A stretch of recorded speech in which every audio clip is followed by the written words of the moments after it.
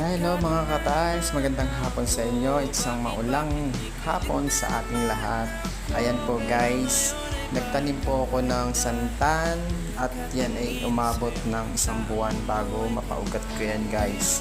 Yan po ay pinaugat ko muna siya bago siya ilipat sa tanim sa kanyang paso, and then ayan guys, yung bunga ng aking paghihintay ay nagbungay naman ang aking tinanim na santan.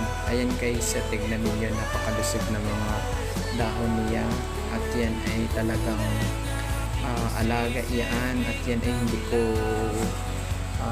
hinawakan para hindi siya mamatay dahil napakasensitive po niyan. Pag ikaw po ay nagtanim yan, italbos po dapat ang iyong itanim at para yan ay mabuhay, at ibabad mo lang siya sa tubig, and then palitan mo lang siya ng tubig